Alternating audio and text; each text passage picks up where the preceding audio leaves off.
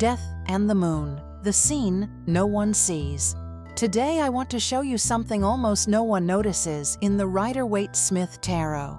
Something that connects two cards that, at first glance, seem to have nothing in common: death and the moon. And once you see it, the death card stops being death and becomes an inevitable journey toward a destination that is already drawn. Stay with me, because the important revelation arrives halfway through the video. Death is not alone. It is walking toward the moon. If you look at the background of the death card, you'll see the two towers from the moon. You'll see the water. You'll see the path. And you'll see the sun rising between them.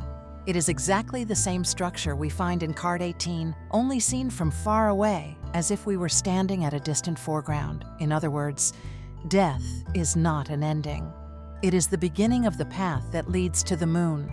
Death is card 13. The moon is card 18. There are 5 steps, 5 experiences, 5 transformations between them. If this were literal death, there would be no path left to walk. But the tarot shows us that we have not yet reached the lunar landscape. That's why death is symbolic, metaphorical, psychological. It is a this must die, so you can move toward that. Death is the present. The moon is the distant destination. The horse's eye in death is red, a deep, hypnotic, unsettling red. And that same red appears in the wolf's eyes in the moon. This is not accidental. It is a visual thread connecting both cards.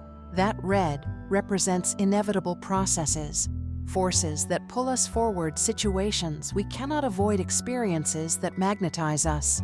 Meaning, when death appears, you are already inside the process that will lead you to the moon. There is no escape. In the moon, the animals look upward, hypnotized by the light. They cannot avoid it. They are caught in a deep, instinctive, unconscious cycle. That same magnetism is present in death.